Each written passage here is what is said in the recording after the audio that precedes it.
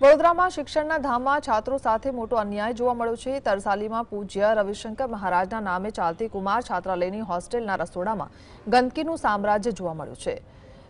મેયરના નિરીક્ષણ બાદ આ સમગ્ર વિવાદ બહાર આવ્યો છે।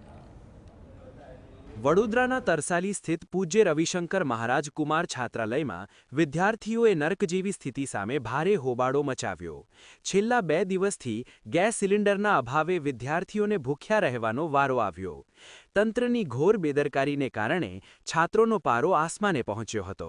ગેસનો બોટલ લાવી દો એમ તો અમે એ કરવા ગેસના બોટલ લાવવા અમારા મા બાપે અહીં મોકલ્યા છે કે પછી અમને ભણવા માટે મોકલ્યા છે? તો એ ગેસના બાટલનું અમને લાવવાનું કહે છે, તો અમે એ માટે નથી આવ્યા વડોદરામાં।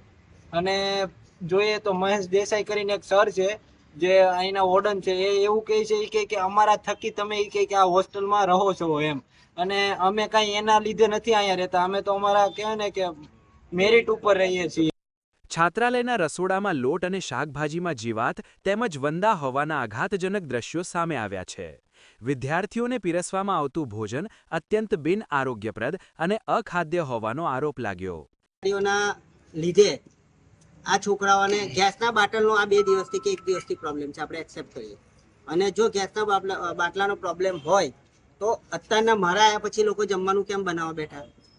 અત્યારના 1 વાગ્યો, 12:30 1 વાગ્યા આ લોકોને હજી જમવાનું આપ્યું નથી, કોઈ જ જાતની ફેસિલિટી નથી। એ લોકોના જે ગાદલા, ચાદર, ઓશિકા આજે કેટલા ટાઈમથી એ લોકોને આપ્યા નતા। મેં જાતે આવીને રૂમ ખોલાવીને છોકરાઓને કીધું કે ભાઈ આપો, આ તમારા ઘરે લઈ જવાના છે।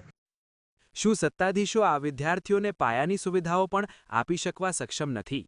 તેવામાં જવાબદારો સામે તાત્કાલિક કડક કાર્યવાહીની માંગણી ઉગ્ર બની છે। રૂપેશ ચોકસી, GSTV, વડોદરા।